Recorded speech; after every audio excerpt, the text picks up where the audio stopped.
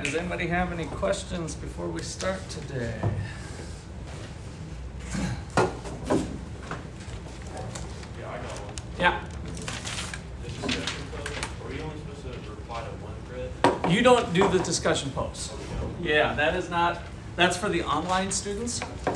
Yeah, so you can skip those. That's the good I part. saw it in the grade book. I just Yeah, sorry, we use the same Blackboard shell for both the online classes and the campus classes. So because and the trade-off is you guys come into class and doing our in-class stuff is the substitute for discussion posts. So you don't have to do those. Anybody else?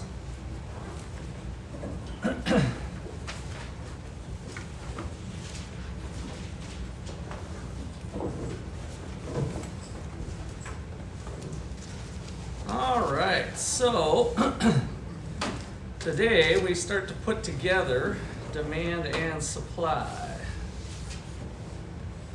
This chapter 3, I can't emphasize enough how important this chapter is. The rest of the course is really based on chapter 3 in a lot of respects with the supply and demand. So we're going to continue to use the supply and demand model. So if you ever had to pour your heart and soul into a single chapter, this would be the chapter to do it. I promise you it's going to pay dividends if you really understand the aspects of chapter 3. Chapter 4 is going to be like applications of it, but chapter 3 itself, that's the one to really spend some time on. I encourage you to read the chapter. I know a lot of you probably don't read. If you're going to read one chapter of the book, this would be a great one to start in on. Because the stuff there is going to help you get through lots of other stuff that's coming up as we move through more things. So, with that said, let's see. Let's look at demand and supply together. So we had lots of the pieces of the puzzle going on. So I think I'm just going to start with an example to kind of hopefully bridge the gap here. So example, suppose we look at the beer market in Ottawa. So we've got the price of beer. We've got the quantity demanded. So we'll start with a schedule of numbers that represents the demand for beer in Ottawa. At a price of $12, they sell 160. At $10, if we're thinking about the demand for beer, is that number higher or lower than 160?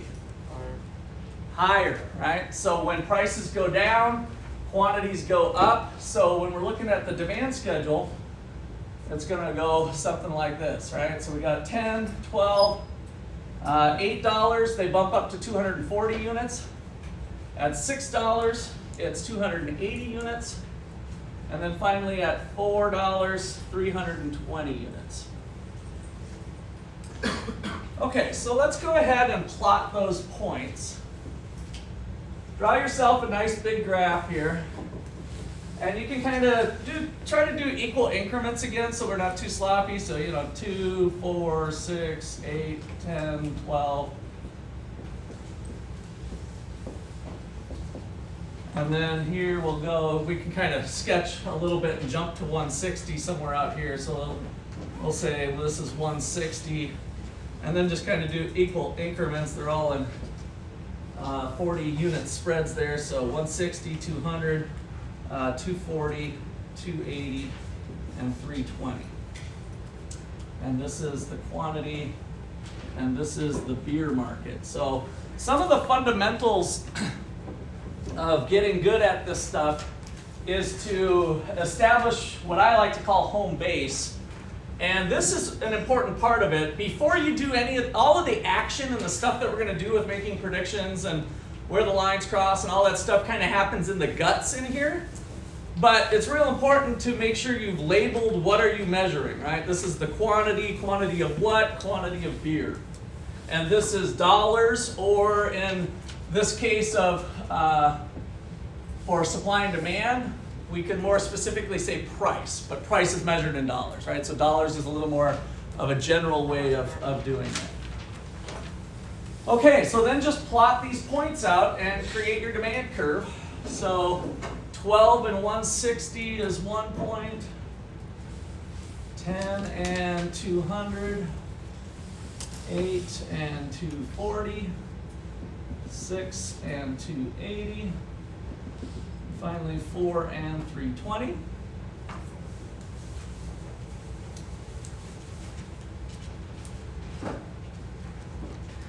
And would you predict that if it was $9, the next point would be here?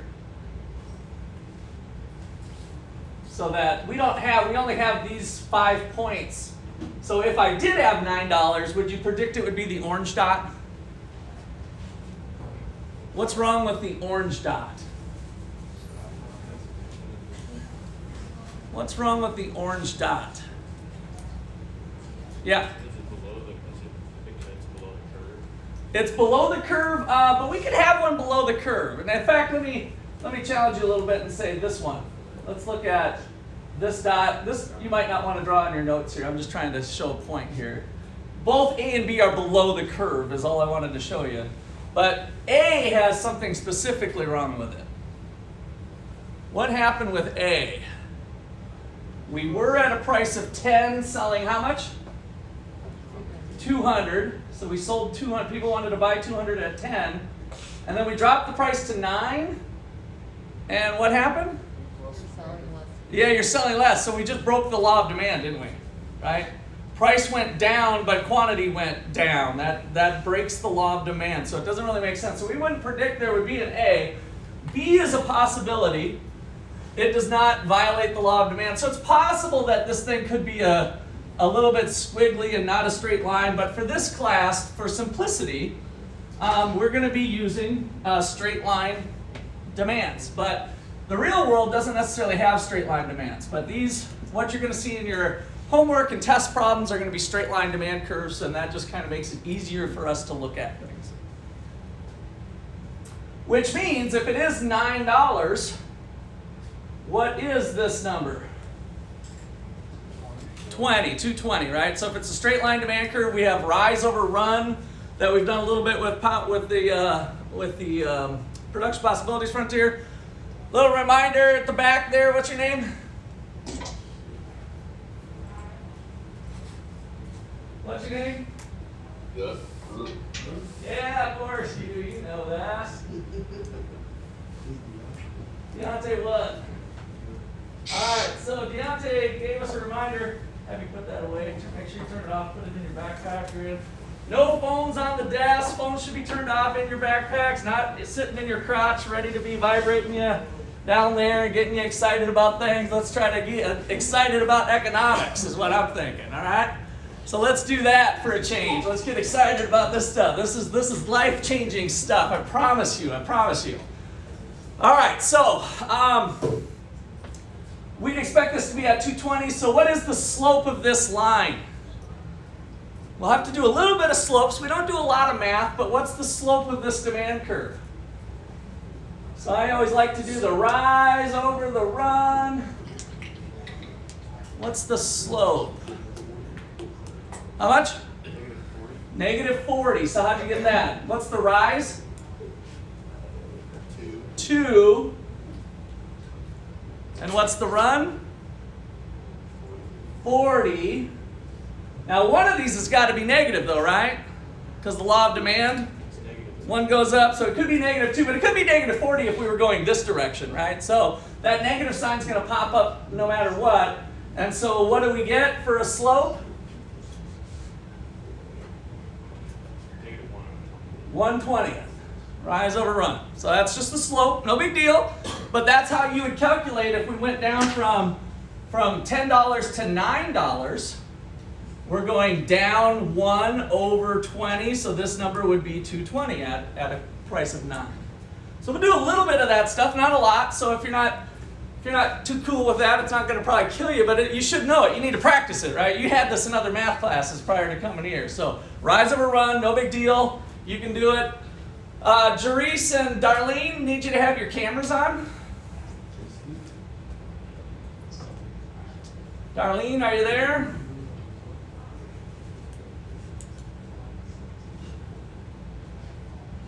Darlene, going once. You're muted if you're talking right now. Darlene, going once. Darlene, going twice. Hey there. Hey, there she is. How about a camera? It won't come on. It won't come on. All right. Well, if you're having technical difficulties, that happens. You can kind of try to mess with the settings. You won't screw up anything if you kind of play around with it, but you can change. Sometimes the computer has a different setting or something. So feel free to kind of mess around. Feel free to mess around with it if you want. Okay. So back to our demand here. What's some of the things that would move this demand curve? Like, what would cause it to move to the right? A shift to the right. What would cause people to want to buy more beer? Give me some things that would make the demand curve move to the right. And this is the point where you can flip back in your notes. This is where flip, flip, flip. You don't have to have this stuff memorized at this point. I don't expect you got it memorized, but you should have it in your notes. That's what you got the notes for. That's what you're going to need the notes for our midterm test. All right, did I see a hand go up over here? Yeah. Increase in income. Increase in income. Now, that would be if beer is a, what type of good does it need to be for an increase in income to cause an increase in beer? A normal good. So if we're talking Natty Light or something, maybe those are inferior goods. Maybe not, but they might be. If it's an inferior good, then an increase in income causes you to buy less ramen noodles. Remember the ramen noodle example? So, but most goods are normal. So you gave the most expected answer would be a shift to the right. Give me another one. Yeah. They were offering the same or more for the same price. More for the same price. No. You're getting into supply, it sounds like to me. If they are offering more, you're in the supply curve. So this is just consumers buying beer. Jacob. Population, yes. So if the number of consumers grows, like if Ottawa, we gave the example of Ottawa growing because college students come to town, then that would increase the demand for beer. Population. Good. Colton. Price of related goods. Can you give me an example? So there could be complements or substitutes. So in order to get this thing to shift to the right, it's a little bit tougher. If the price of one product goes up, and demand goes up. Okay, yeah. What's the one product though? That's the tough one. We can tell a couple stories. You guys could be thinking, this is a little bit harder one. So he's right, price of related goods is a shifter, but they can be substitutes or complements. So let's start with substitutes. What would cause this to go to the right? First of all, let's start with a substitute good for beer. Anybody? Substitute good for beer. What? Seltzer. So let's do seltzer. Does the price of seltzer need to go up or down for beer to go up? Price of seltzer go up, right? If it's a substitute, seltzer's more expensive, so people are like, oh, I'm not going to buy a seltzer today. I'm going to buy a Bud Light, right? I'm going to buy some beer. Okay, good. What would be a complement with beer? What would go with beer? Food, yeah, maybe some slices of pizza or something, right? So now what would cause the demand curve to go to the right? What would pizza slices need to do? Go down. So now pizza slices are cheaper. I'm going to go out to the bar. They're having dollar night. They're having dollar night pizza slices, right? And so you go there, and then when you're there, oh, I'm kind of thirsty. Let's buy some beer, right? So that's complements. Okay, so all of those things, we had expectations, but that's that. You guys hit the good ones right there. Income, price of related goods, and the population are some good ones. All right, so I got my little extra credit sheet here that I want to make sure I'm keeping better track of. So let's see, because I created this new extra credit sheet here. Let's see. So there's Colton Taylor. Javian, what's your last name again?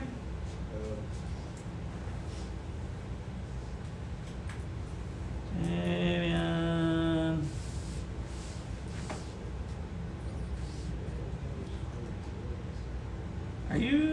Where are you? What's first letter of your last name?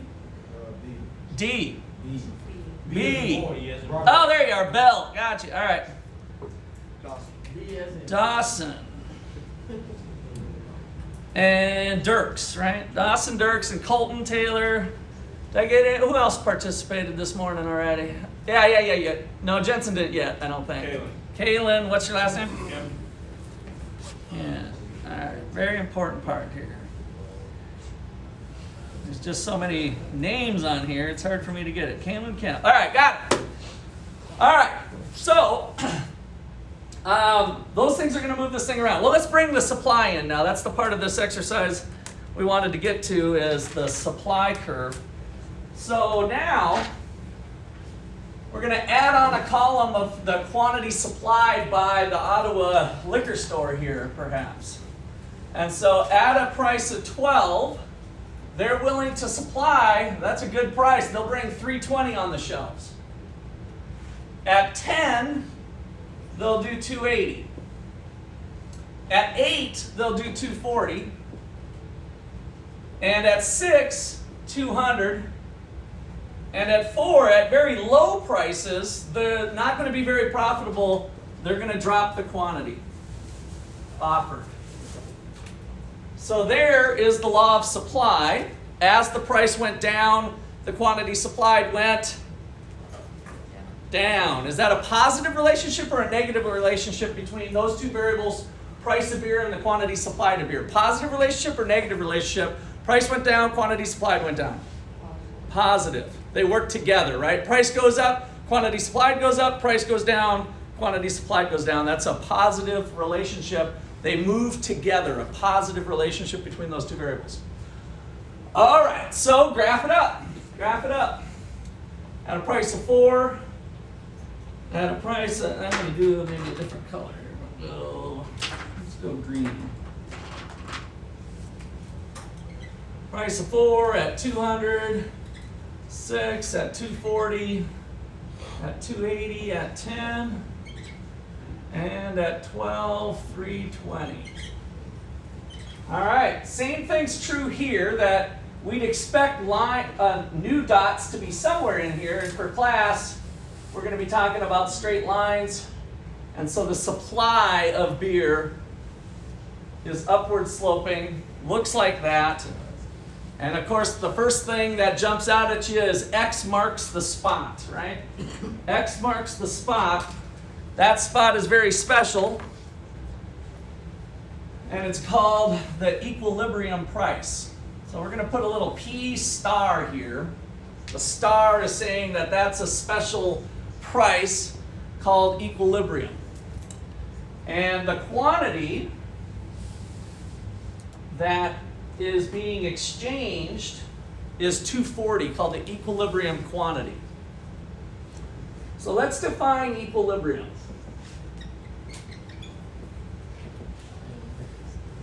A situation in which there is no tendency for change. For some reason, I decided to go all the way across the board with that. A situation in which there's no tendency for change.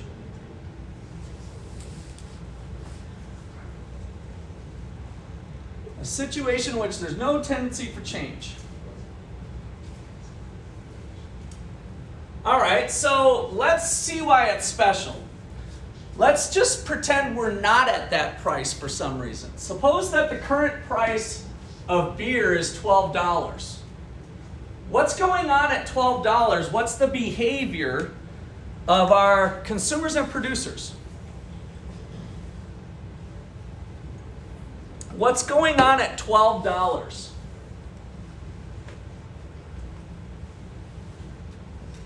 Because prices change, we know that, right? So suppose we are at $12. What's going on?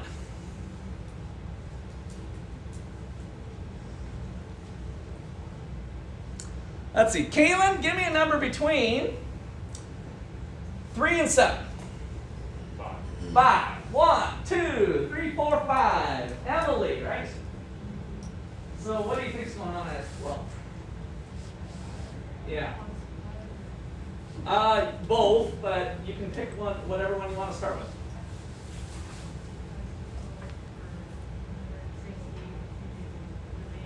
Okay. So let me just pause real quick. So she just said, nice and loud, at 12, people wanted to buy 160. Is that basically what you said? I might have paraphrased a little bit. And then what about the supply? It's at 320. So at a price of 12, consumers want to buy 160, and there's a 320 on the shelves. So Emily, what would you call that if there's more supplied than what people want to buy? What would you call it in your own words?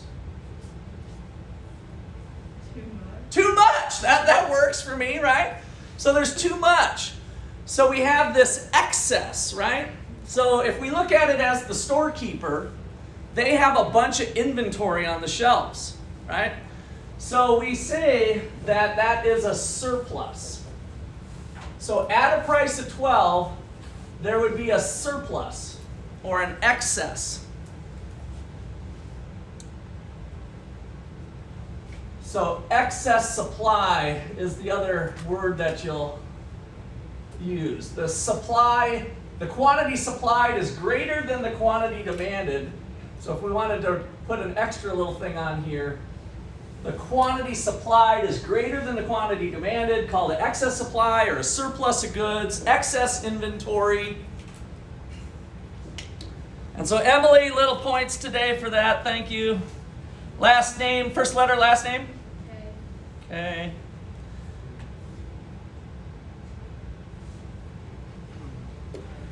All right.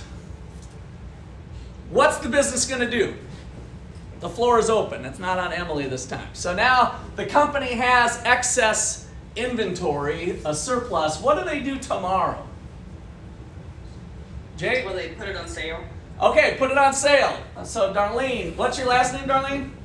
Montez. Montez, okay. So they're going to put it on sale or reduce the price, right? So let's say they reduce the price to 4 tomorrow. So they reduce the price to 4. And at a price of 4, what's going on? 1, 2, 3, 4, 5. Javian, you already talked. 5, because you already talked. I'm coming back up here. Give me your name again. Robert, what's going on at 4?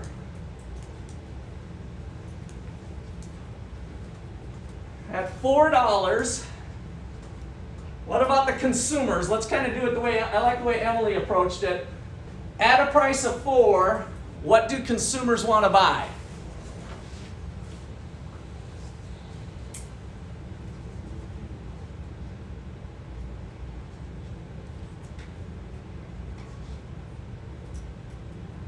Were you tracking with this over here, this whole schedule here? Okay. At $12, how much did they want to buy? Let's just focus here. At $12, how much do consumers want to buy? 160. Nice and loud for me. At $8, what do they want to buy? 240. And at $4, what do they want to buy? 320. So now graphically, remember I told you to wear a couple set of goggles? So one set of goggles is the schedule goggles. This is a schedule of numbers. Another set of goggles is looking at the graph. So now at $4, the answer is the same, but how we get there is a little different, right? So at $4, we're going to come over to the demand curve and drop south, and that's the number that they want to buy, right? The quantity demanded. How much do producers want to sell, Robert? How much? 160. So what's the problem? What would you put it into your own words? The store, the liquor store has 160 cases and 320 want to be bought. What would you call that?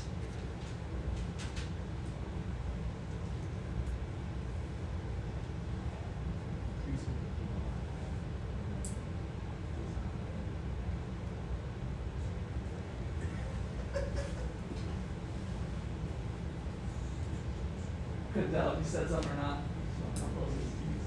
An increase in demand, okay. So there's a excess of demand. So when we use the word increase in demand, that's usually kind of moving this thing, like the population and everything. So, but it would be excess demand. There's extra demand, right? So we had excess supply up here. Down here, there'd be an excess demand or a shortage. Right? There's more people wanting it than what the store has it priced at. So this number of unit, by the way, I didn't really explain myself with this little thing here. I'm really talking about this horizontal distance is 320 minus 160 is the amount of the shortage. So here is the shortage. I'll write it on the table here in a sec. The shortage or excess demand. Excess demand, where the quantity demanded is greater than the quantity supplied.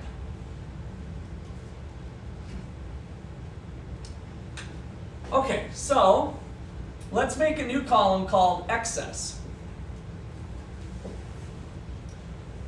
And at $12, we learned that there was an excess supply. So there's an excess supply equal to how much? Who's got their thinking cap on here without pulling out your phones? We got 320, we got 160, so what was the number of cases on the shelves? 160, good. We have a few people who can do them in their head yet, right? So 160 plus 160 is 320. So 320 minus 160 is 160. When we dropped down to $4, the company ran a sale. They're like, whoops, that was a little bit excessive maybe. So now we have the excess demand equal to that same amount, but it's 320 demanded minus the 160 is an excess demand of 160. Now let's try to visualize what this looks like for the liquor store owner. They open their business at 10 a.m. in the morning and they stay open till 10 p.m., a 12-hour shift, 10 a.m. to 10 p.m. When did they run out of beer? 2 days. No, on the given day. This is going to be the day's activity. At 10 a.m. to 10 p.m., when do you think they ran out of beer? On the weekly. 7 p.m. Anybody else? Yeah, Jensen? 6. I don't have a right answer for you. It freaking could be 11 a.m. for all I know. We don't know if the consumers are evenly distributed throughout the day, but I want you thinking about what's going on with the liquor store owner. So now whether it's 7 p.m. or 6 p.m. or 3 p.m. in the afternoon, what keeps happening after, let's go with your 6 p.m. just for the sake of argument, what happens? I'm the storekeeper. It's now 7 p.m., 8 p.m. What keeps happening? You're really running the store now. You're the storekeeper. You're running the cash register. What keeps happening at 7 p.m., 8 p.m., 9 p.m.? People come in, I want some beer. And what do you have to tell them? Sorry, we're sold out. What does that signal to you as the store owner? That you need more beer, or price needs to go up. It's like, dang it, I made it too cheap. Yesterday I was at $12. I guess an $8 sale was a little too steep. I screwed up. So let me try a new price of 10. 10 is less than 12. What happens at 10?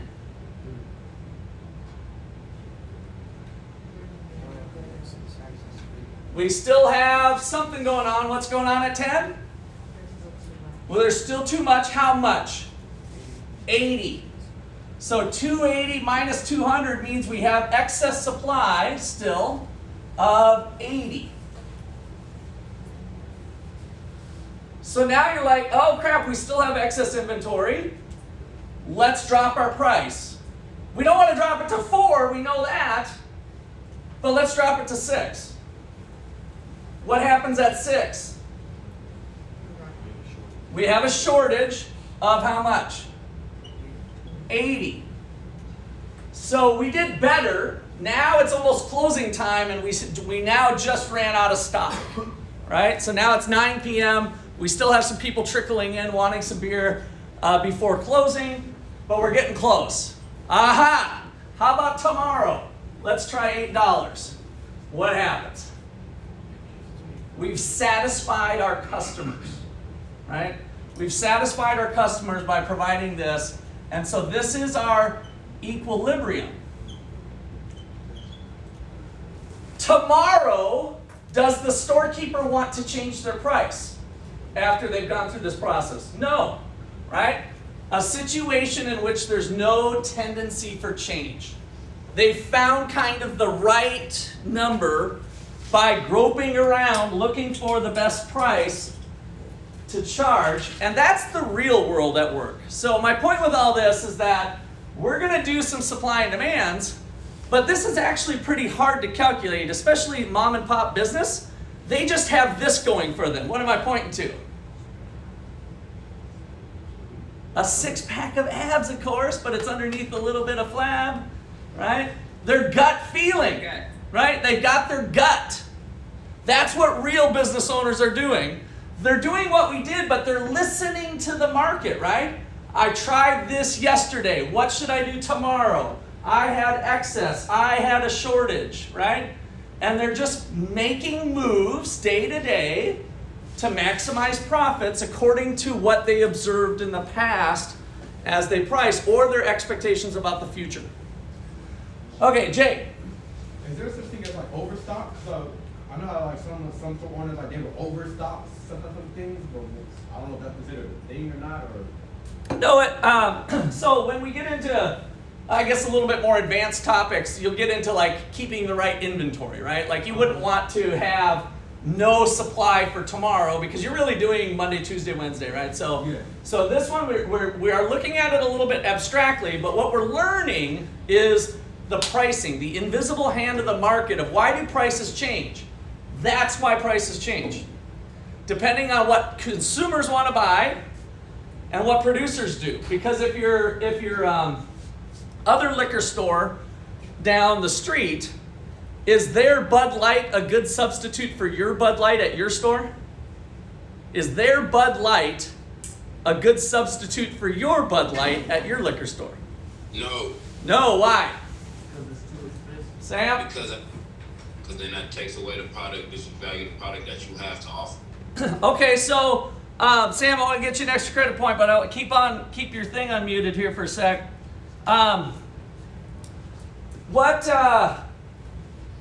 So if you go to one liquor store, so we got here in town, let me just put some meat on the bones here. This might not mean much to you guys, but we got Brandywine Liquor. Seems like there's always OU students working there. Maybe some of you will work there someday. So Brandywine Liquor and Blue Sky Liquor. My question is, you as a consumer, and maybe you're not a beer drinker, so this might be bad, but if you go buy a 24-pack of Bud Light at Blue Sky, does that taste different than the 24-pack at Brandywine? Does it taste different, the Bud Light at one versus the Bud Light at the other? No. No. So from the consumer side, if we're just isolating it to the beer only, they're perfect substitutes, right? They're perfect substitutes. So what do we seem to see have happen with prices at different stores in the same town for products like beer? It could be soda, Doritos, you name it. Are their prices dramatically different, or do they tend to be pretty close together? Pretty close together, right? Pretty close together. Why? Because if it's too high at your store, I'm just going to go across the street to the other store and buy it, right? Because they're good substitutes with each other. So those are the factors. My point in bringing that up is that that's the invisible hand stuff. And meanwhile, this company drops their price. They run a sale on Bud Light. Maybe the other company runs a sale on Bud Light. But they're always responding to kind of the real world out there on what's going on and what's happened with their sales. Jay? So you know how like some companies or some places like, what is that? I know for Best Buy, I think like if you find something if you find their product or the product that they have on like Amazon, Yeah. and so we're like, they're like, okay, like they'll match the price, but Yeah. it'll be something that I guess would be kind of what you kind of look like what you're talking Again, that would be kind of some strategies of changing prices. Now, if you think about what they're doing kind of doing a form of price discrimination that we'll get into in future chapters. it takes you to call them on it, right? So Jay says, hey, I have this coupon, here's the ad, I've done my research, show it to the store manager, and Jay gets a lower price. Is everybody gonna do that goes into Best Buy? No, right? So some people are gonna pay, let's just say $25, and Jay's gonna pay $20, right? So we're charging different prices to different people. That's more of a pricing kind of scheme, a strategy, and we'll get into those strategies later. So we're gonna take some baby steps here with setting up the market. Remember, we're making assumptions and ceteris paribus, holding things constant. When we come back to this is why we predict $8 under these circumstances with this population, this price of pizza slices, right? This income for the Ottawa community, holding constant all those things that would cause this sucker to move around. What would be your prediction? $8 would be the price. That would be the prediction that you're making in the market. And the prediction on quantity then would be the 240. All right, so let's kind of add on to our equilibrium thing here. So equilibrium price, P star, is the price where quantity demanded equals quantity supplied. Let's just say consumers and producers are satisfied. I say the word satisfied because I was almost going to say happy, but would consumers be happier with lower prices? Yeah, the ones that get to have it.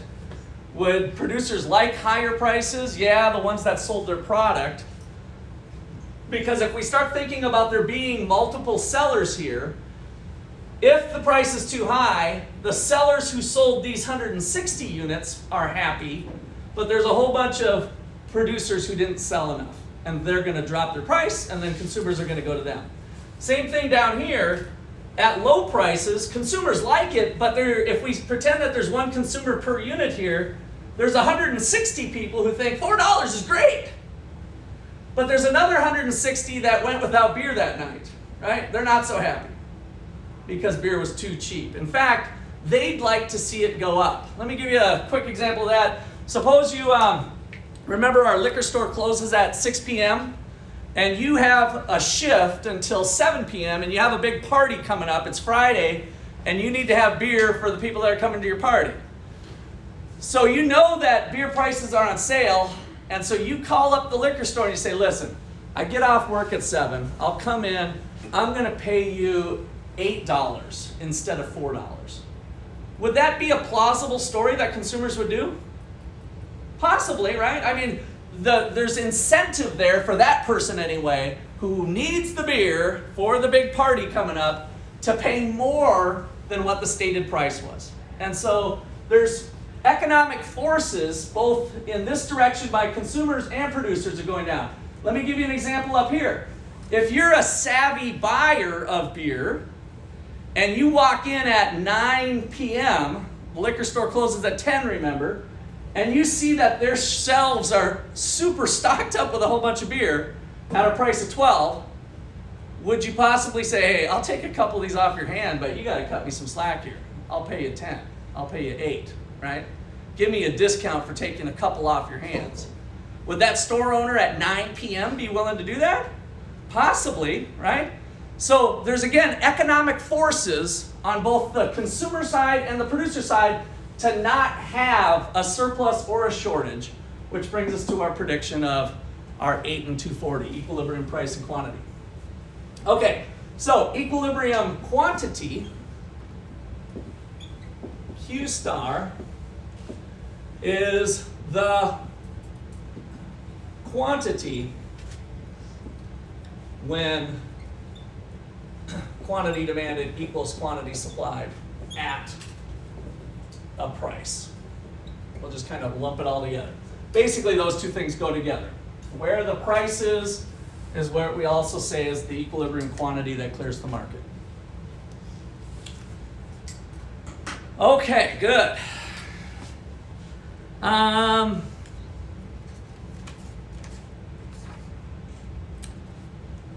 So let's see here. Let's get away from beer. Let's see what would be a good one today. I don't want to do COVID.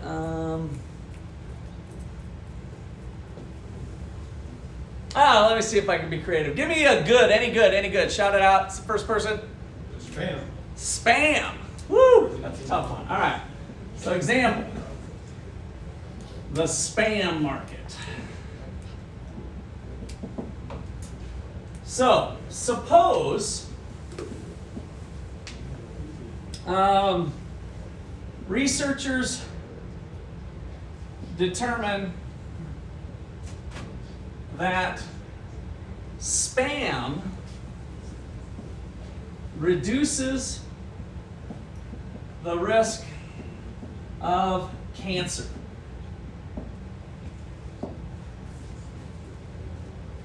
Suppose that researchers determine that spam reduces the risk of cancer. What is the effect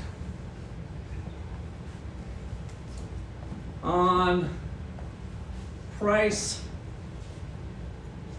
and quantity for spam?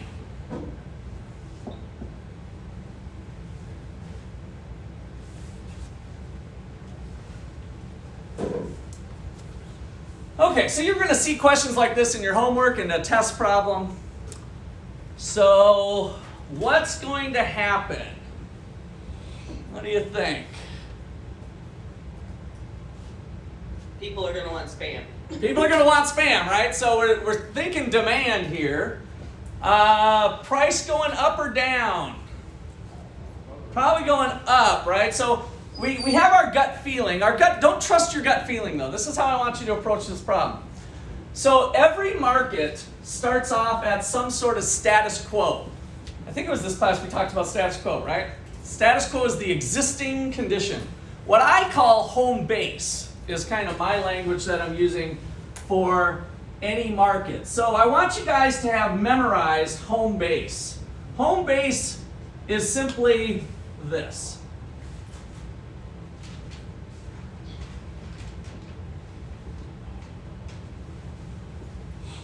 It's all generic, upward sloping supply with an S. You're going to get partial credit on your problems if you can at least do home base, even if you screw up the result. So everybody should be writing down in your notes here, home base. Get home base down, downward sloping demand, a Q over here, a P over here. Where the two lines cross is the P1 or P star, the equilibrium price, and the equilibrium quantity, and make sure you label the market, the spam market. So go ahead and put home base down there.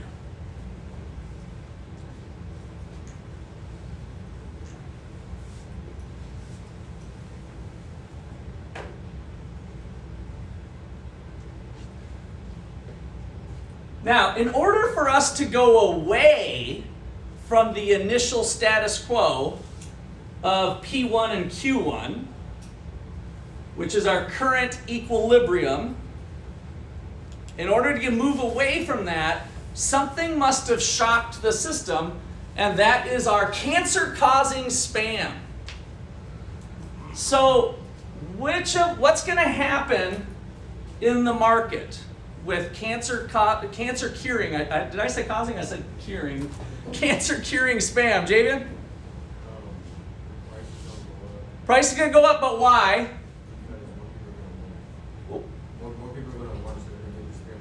So when you say more people want it, talk to me in terms of the stuff we've been learning.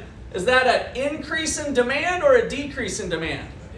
An increase in demand. What shifter? Somebody else, Javian, if you have it off the top of your head, great. Otherwise, you guys look back into your notes. Cancer curing spam would fall under which of the 5 shifters we gave you? Expectations, no, although that's not a bad one. I'd say the better one. And the reason I say that is that with the expectations, the scientists, we hope, have figured this out, so there's not uncertainty of whether it's going to do it or not. So I'm thinking of one of the other ones is probably a better fit. Nature? Nature? Nature, no. Nature didn't cause the change. Demographics? No. Let me go here. Give me your name again. Rayleigh, that's right. Price of related outputs. Price of related outputs. Cancer and spam are related outputs. And is the price of related outputs on the demand shifter list? Unless you were disagreeing with Javian that it's not the demand shifter. Wow. That's on the supply shifter. Okay, I got to catch up a little bit of extra credit. Jay, what's your last name again? Frank. Okay. And Rayleigh, I thought I almost just saw your name. What's your last name again? Masters. Masters. All right. Anybody else I forgot? I think I got everybody else so far with the check. So I haven't heard it yet. Preferences. You know, how you perceive spam. Ooh, spam is like a flat hot dog loaf, right? Love that spam. Well, whatever your degree of love for spam, did your preference for spam change a little bit when this news came out? You're like, I might be able to choke down some spam once a week, right? It's like taking your vitamins or taking a pill. That might be a good thing to do. All right, so a change in taste or preferences in this one is what would have shifted the demand curve to the right.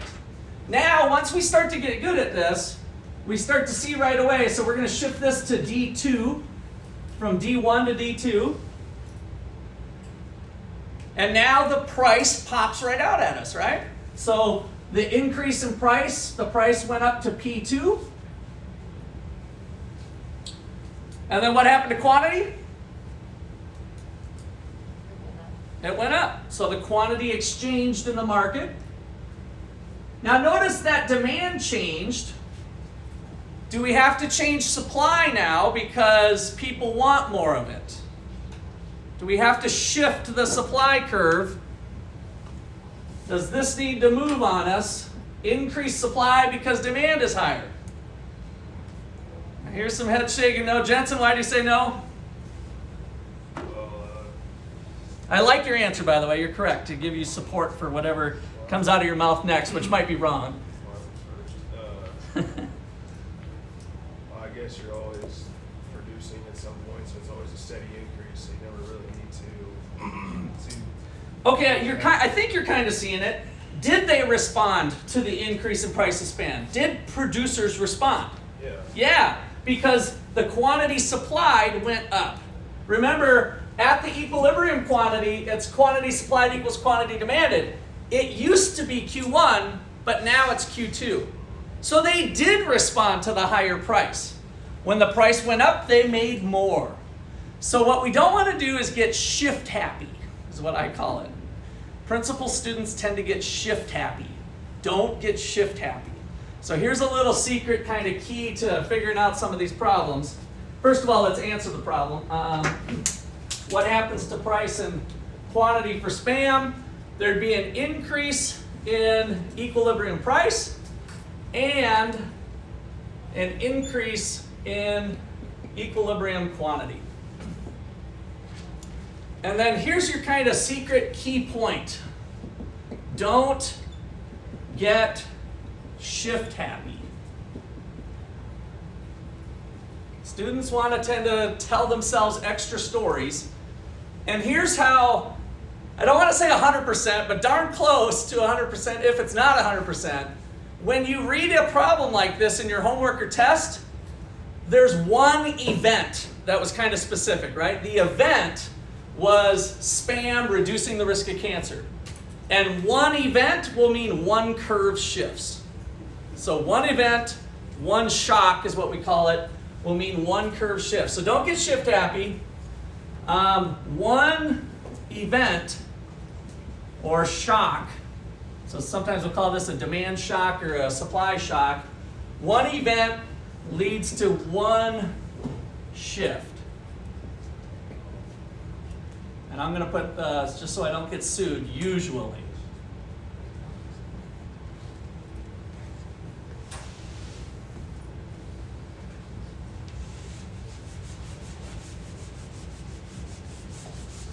I'll add on one more note because we spent a little bit of time talking about the distinction between quantity supplied and supplied.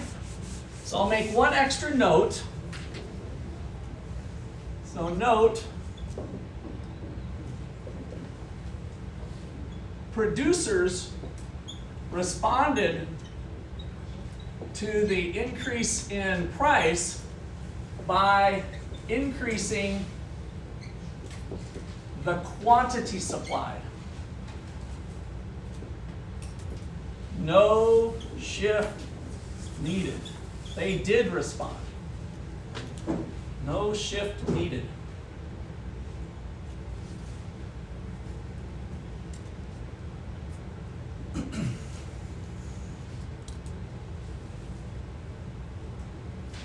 Okay, so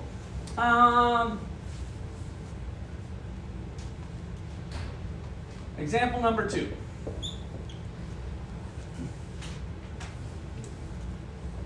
I'm going to do a little combo punch with you here. So we're going to have the spam deal. So spam cures cancer. I'll just put cures. That's even stronger instead of reducing the risk. Spam cures cancer. And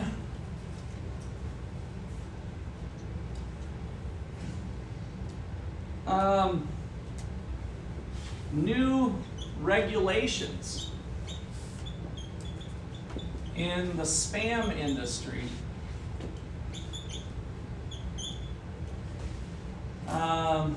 arise from government intervention.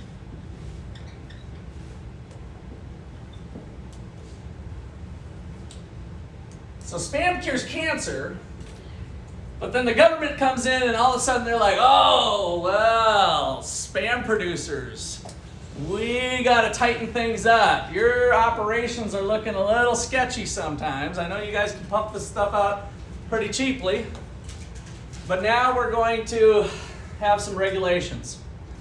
So first of all, what would that do to our graph? In fact, let's start with Homebase. Let's draw, don't leave that one alone. Let's draw a new one. So quantity, spam, you guys need to get good at drawing Homebase here. Supply, demand. Every place starts off with some sort of starting place. P1 and Q1. There we go, there's Homebase. So let's start off with the new regulations in the spam industry. What happens to our market here compared to P1 where and again, we're ignoring the spam cures cancer thing. We're going to take them one at a time. So let me go back to my number generator. Let's see, we left off with Robert, I didn't get you. Or did I get you? What was your, yeah, I got you, didn't I? I don't think I did. What's your last name?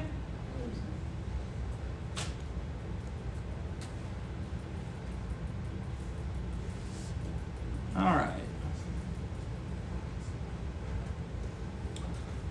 1, 2, 3, 4, 5. You already went. Boom. 5. Is it? It's AJ? Yeah. AJ. So, new regulations in the spam industry. What do you think is going to happen now that spam producers have the government intervening with their operations? Is it going to affect supply or demand with the regulations, first of all? Probably supply. Supply, right? So it's the suppliers that are having the new restrictions. So yeah, I'd agree with you. It's going to be supply. And would that cause them to increase supply or decrease supply? Probably decrease. Decrease. Why? Just a guess. Just a guess? Yeah. Would regulations tend to add cost to the production or decrease cost to production when the government steps in with regulation? Probably add cost. Add cost, right? And so that's the typical route. If you're changing what you're doing, by the way, if the government tell you to do it and it actually saved cost, wouldn't you be doing it already? Right? See what I'm saying? So that's the private sector. We don't need the government to tell us what to do on saving money. Businesses do that already. So if regulations come to the business, pretty much guarantee you it's increasing cost in some way, shape, or form, right?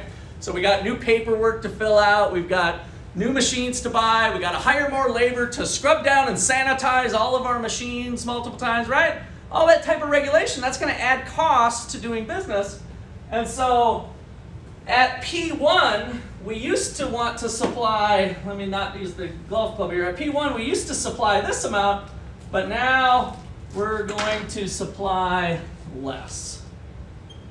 At this price, we used to supply this amount, but now with the new regulations, we're going to supply less. At these low prices, we would have supplied this amount, but now we're going to supply less, right?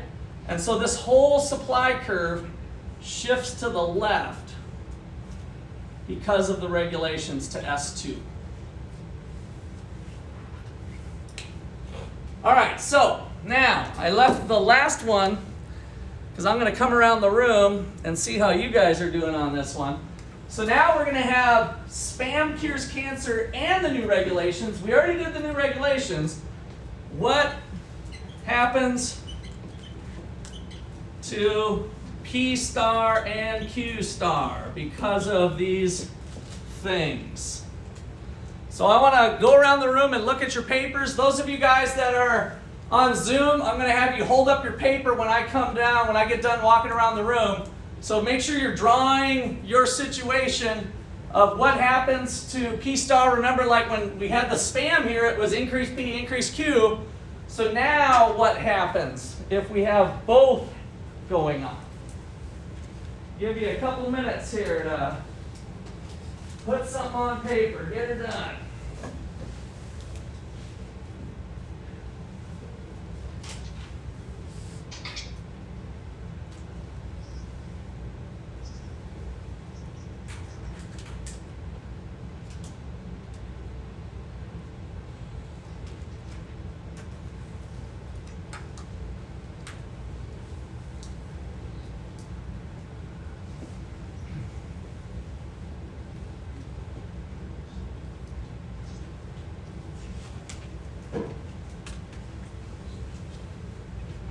All right, I'm going to make another pass here. I want to see a demand curve down.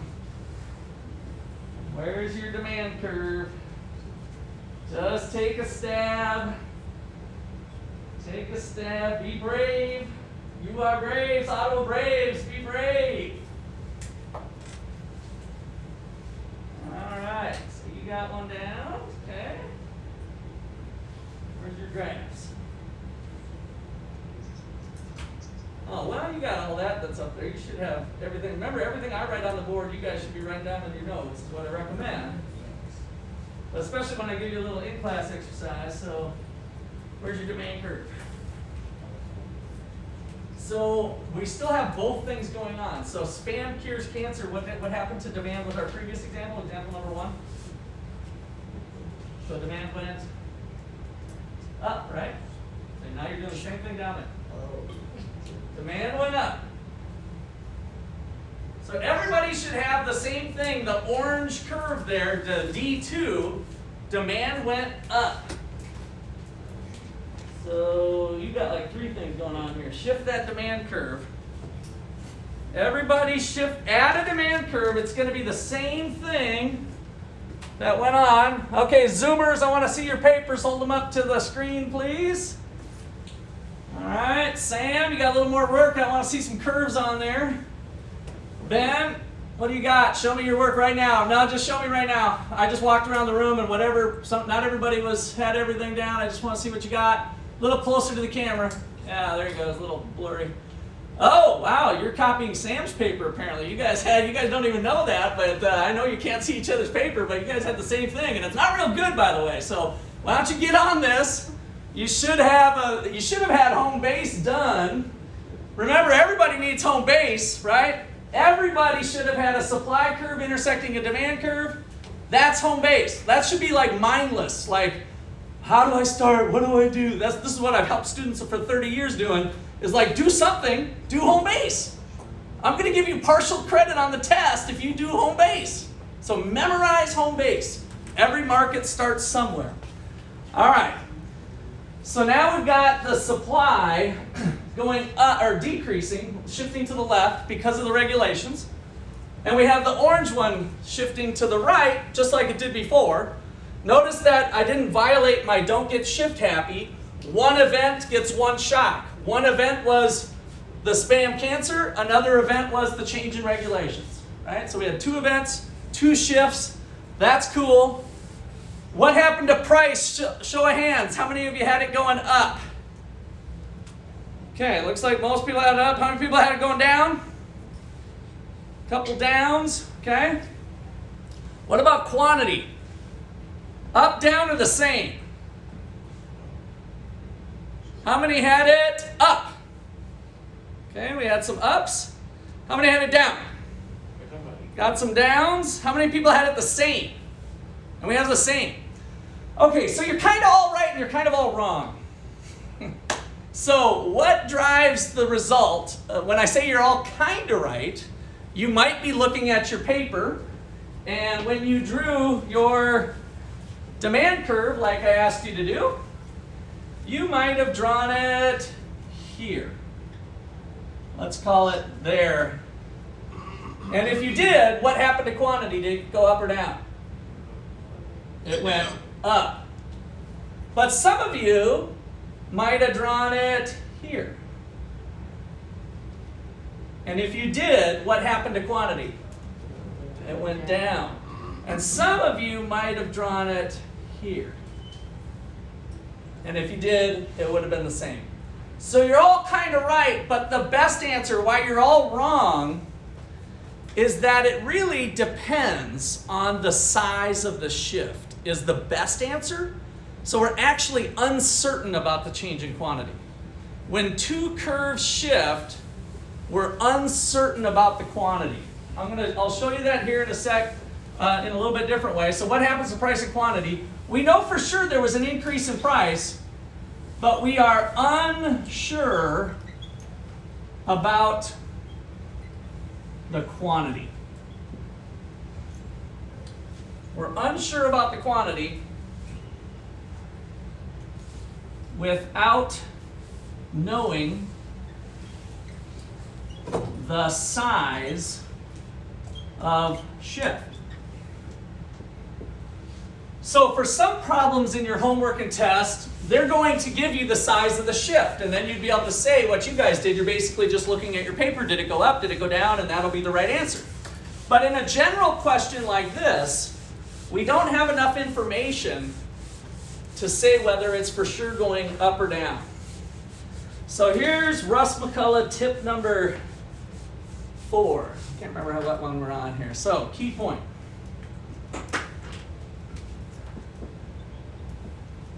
So key point, when both curves shift,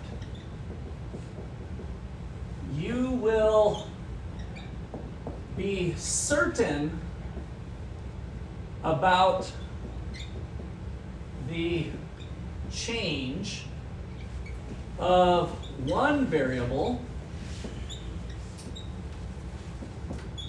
P star or Q star, and unsure about the other. When both curves shift, you'll be certain about the change of one variable, but unsure about the other. So here's a little thing that's kind of similar to what I was doing here, but I'm going to even make it more messy. So if you guys draw another home base,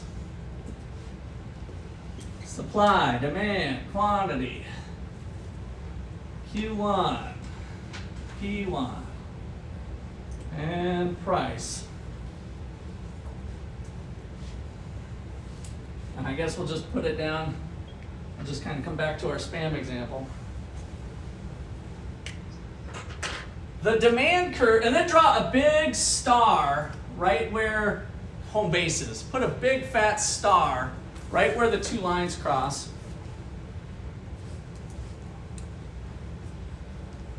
We know that demand is going up because of spam curing cancer, but we don't know if it's here, here, here, here, here, here, here. So go ahead and draw as many as you want. There's an infinite number of them. I just got about 6 or 7 of them there.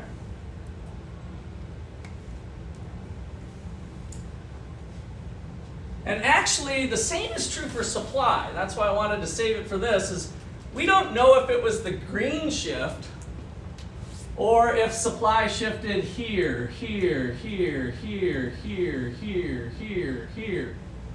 There's a whole bunch of places it could have moved to. But as you look at the waffle now, we've got a waffle shape here. All of these are possible equilibrium points, right? Where 2 potential lines could have crossed. And what's true about all of them relative to the price? I'll say the same. They're all not the price. What's true about this, the price associated with all of these crisscross, the whole waffle area? Price went up for sure, yes. So price went up, and then look at quantity. It could be to the right, it could be to the left. So I'm unsure about quantity, and I know that price for sure went up.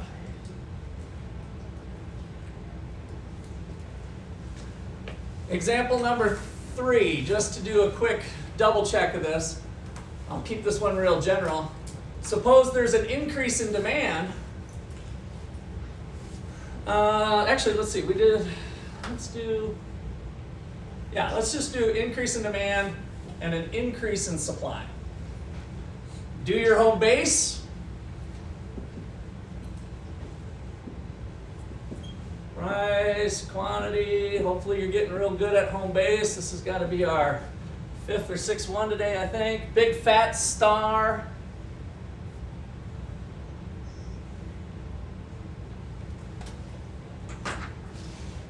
What can you tell me about this one? I'll let you do your waffle region here. There's an increase in demand, a shift to the right, and a shift to the right of the supply curve. What can you tell me about the 2 variables? Which one are we sure about? Which one are we unsure about? And demand went up. Demand went up, so demand is going up, so that's an increase in demand, a shift to the right. What I want to figure out is what happened to price and quantity. So what is the price effect and the quantity effect if both curves shift? Go ahead. Both go up? No. Key point number here, when both curves shift, you're going to be sure about one and unsure about the other. Do your waffle region, but it's an increase in demand and an increase in supply. Do your waffles. That's why I invented this waffle thing. I haven't ever seen it in any principles book, but it kind of helps. Javen? Price went down? No. Do your waffles. Let the waffles talk to you. Look at how the waffles talk to us here. We were unsure about quantity, but we knew for sure that the price went up because we started here and all the possible equilibrium points are above. So which one are we unsure about over here? Quantity. Quantity, no. Price, yes. So we have one. Justice? Your quantity went up, but your price you don't know because all of your side is shaded on Good. the left. So the fullest answer, yeah. Price we're going to be unsure about. Quantity for sure went up. Why? Let's do it. Increase, could be here, could be here, could be here, could be here. Supply increases, could be here, could be here, could be here, could be here. It jumps right out at you right away once you do the waffle, right? So we know that quantity for sure went up, but price could be higher, price could be lower, depending on the size of the shifts. So we're unsure about the price. Oh, shit. Okay, did you get that now, Sam? You're unmuted. Yeah, nah, I got it. All right, mute yourself. So, otherwise, if you are unmuted, let's try to keep cuss words out of the classroom in general. Is my policy, even though once in a while I slip up with that. Okay. All right, so one more problem. Suppose we've got the meat market here. So steaks, example number, what are we on, 4? So steaks. If there's an increase in the price of leather,